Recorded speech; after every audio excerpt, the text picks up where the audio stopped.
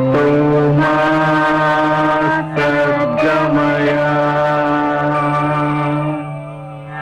तमसो मा ज्योतिर्गमय मृत्योर्मामृतङ्गमय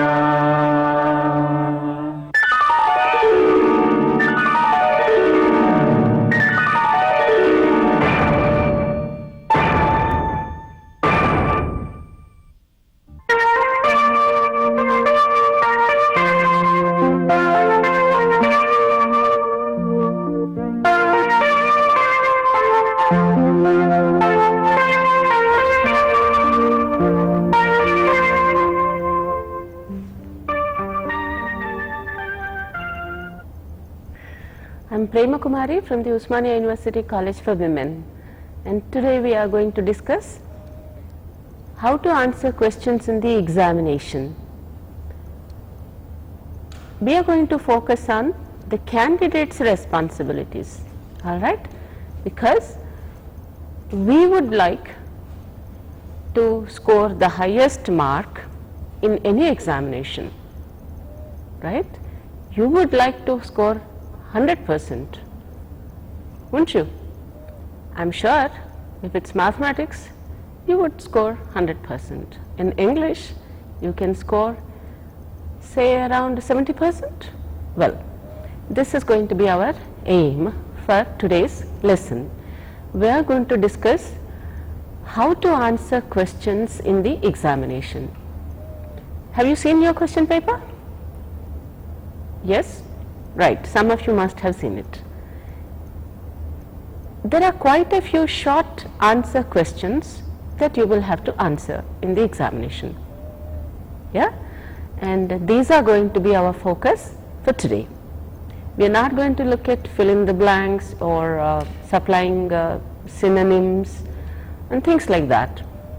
We are going to concentrate on how to answer short answer questions in the examination. All right.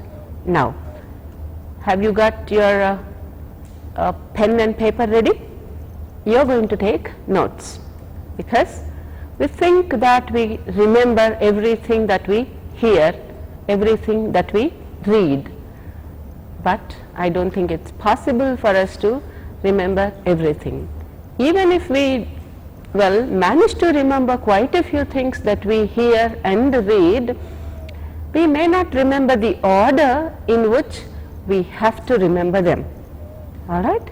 So what you are going to do today is listen to your responsibilities as a candidate in the examination and take notes. All right. I'm giving you half a minute.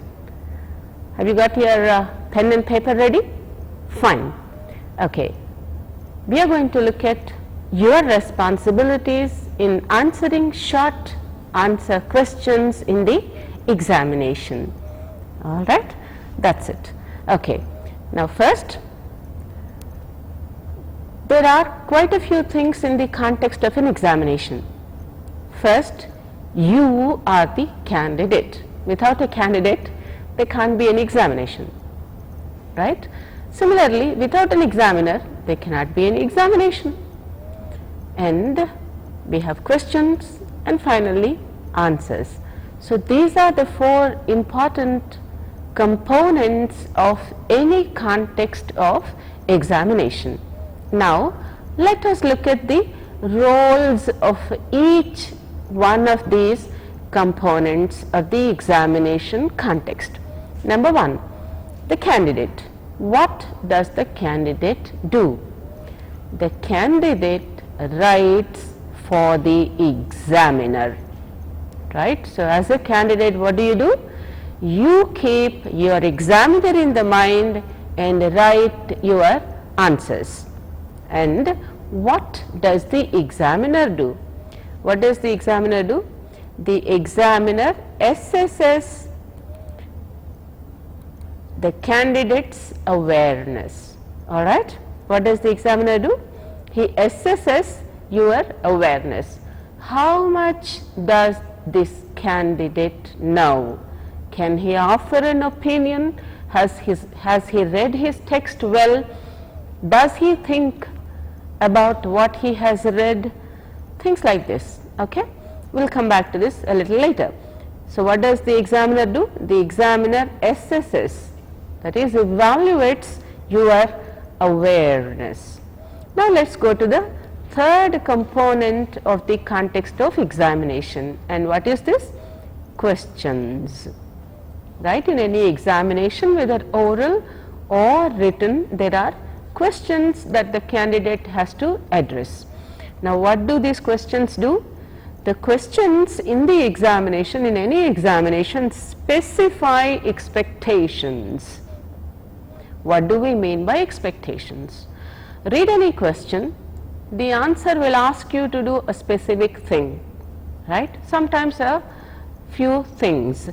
So what do questions do in the examination? They specify expectations, expectations of the examiner, expectations inherent to the context. And then what is the fourth component of the context of examination? Your answers, the candidate's answers. All right. And what do these answers do? These answers meet with the expectations of the questions, or meet with the expectations of the examiner, who is going to assess your awareness along these criteria. So these expectations are the criteria along which your awareness, will be assessed. So these are the four components of a context of examination. Have you noted them down? The candidate who writes for the examiner who assesses the candidate's awareness, questions which specify expectations, and then answers which meet with these expectations. All right. Now let us look at these, the purpose of the examination. All right. What is the purpose of the examination or any examination? Okay. As I have already told you a minute ago, the purpose of the examination is to help the examiner assess your awareness against a specific set of criteria. Is that clear? Right. What is the purpose of an examination?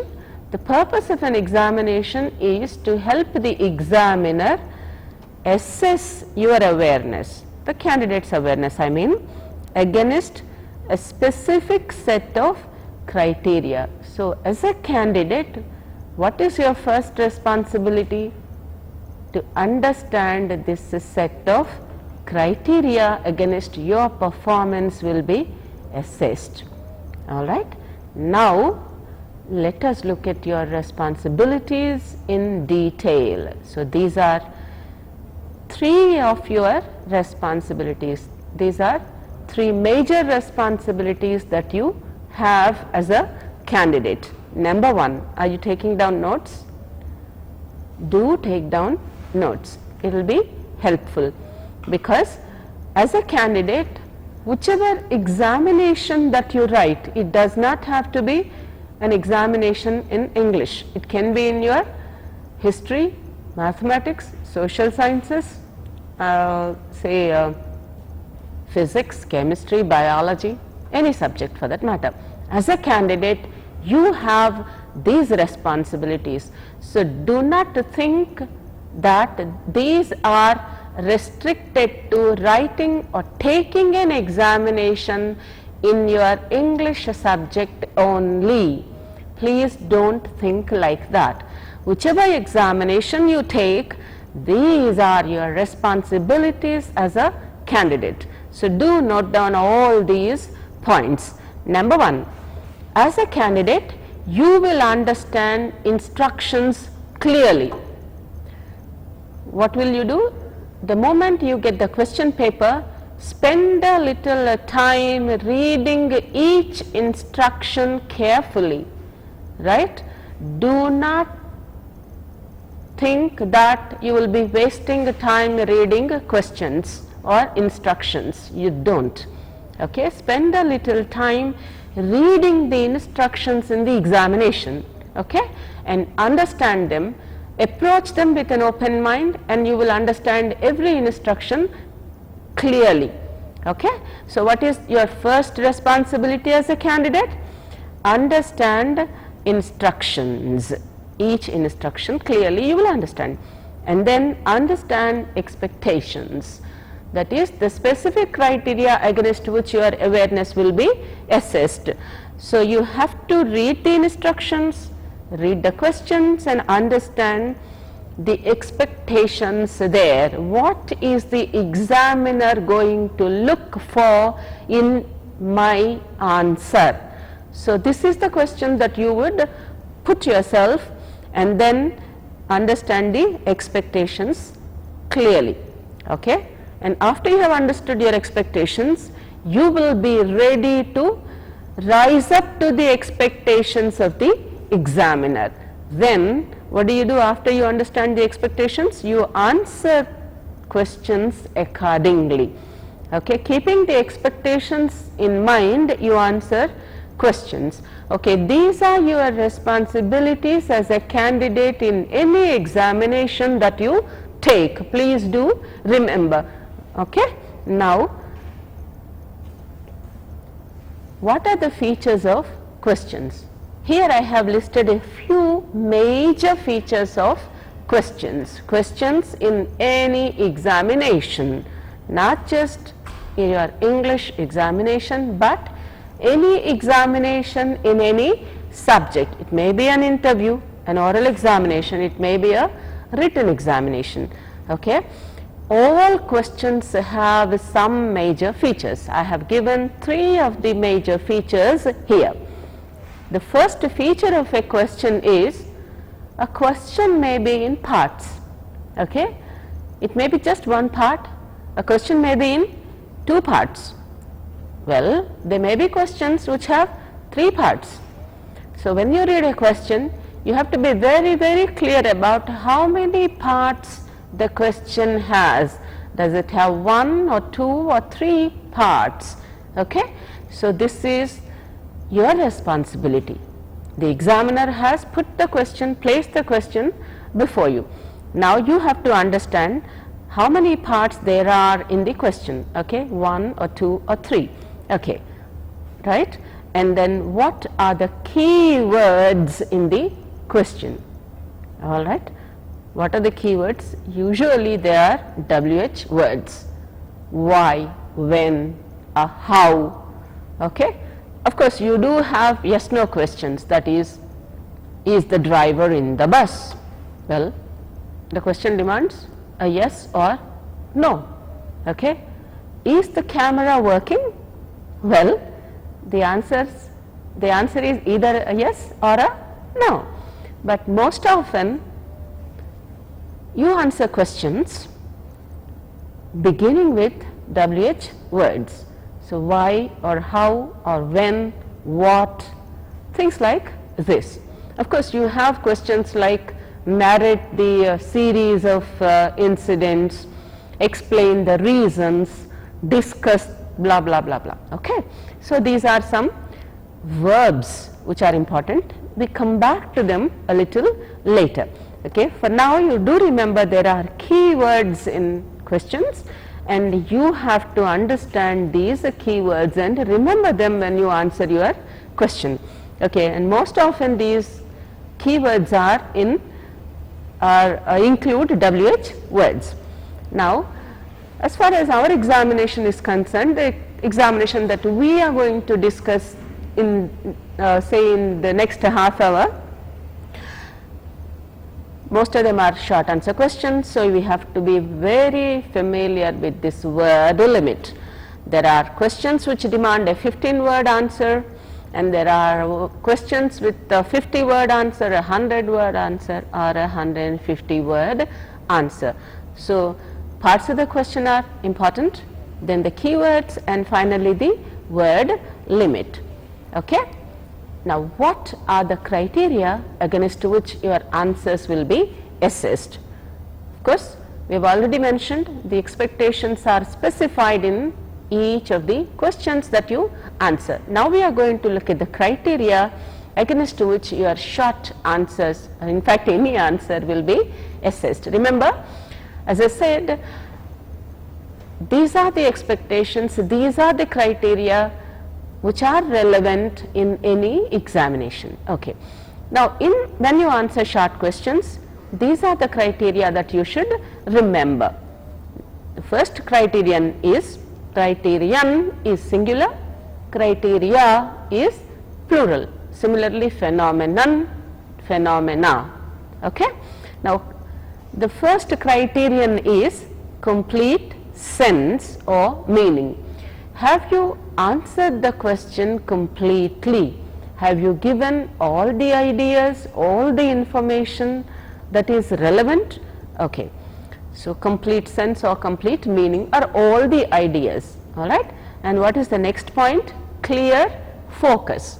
Every answer must have a focus. See that the focus is not diffused, right. And what is the third criterion? Precise expression. So, these are the three criteria which you must remember when you answer any question, and particularly when you answer a short answer question. All right. Now, we have talked about ideas, meaning, expression. Now, let us look at language. When you answer a short question, as you yourself know, every word matters. Every word is very, very important. So, every word should carry meaning.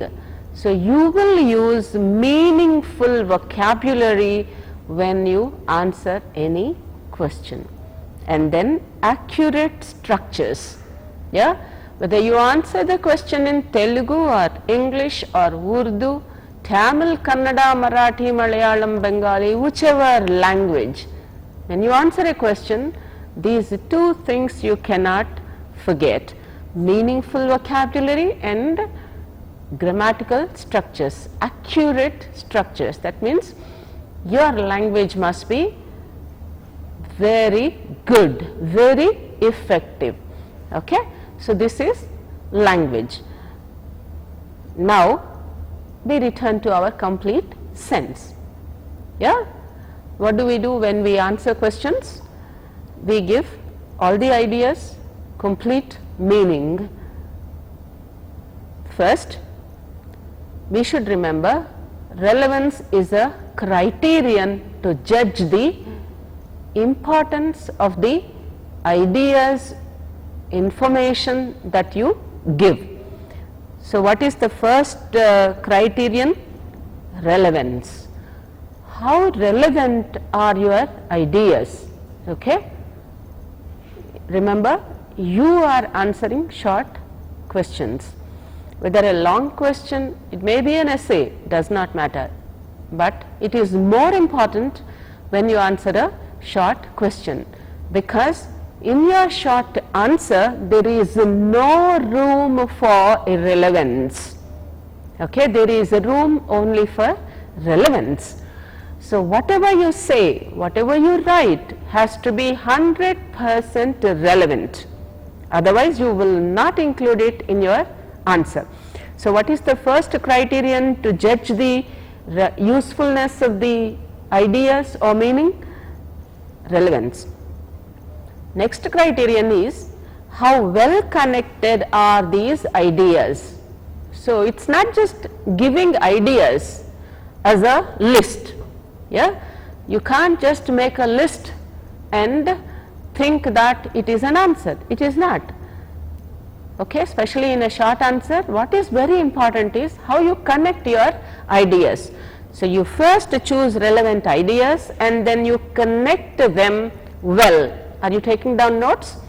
Good. So, you connect your ideas, and there is something else which is equally important, and what is it? Developing each idea fully. Yeah? If you just mention an idea, the examiner won't be impressed. What should you do? You should develop it. So these are the criteria for judging the effectiveness of your answer, effectiveness of your the information that you give. 3 criteria. Number 1, relevance. Number 2, how well connected are these ideas, and finally how the candidate has developed each of these ideas. Okay. Now we are going to discuss an example. Okay. We start with a question from your poetry section, and what is the word limit? 15 words. That means every word has to be 100% relevant, right?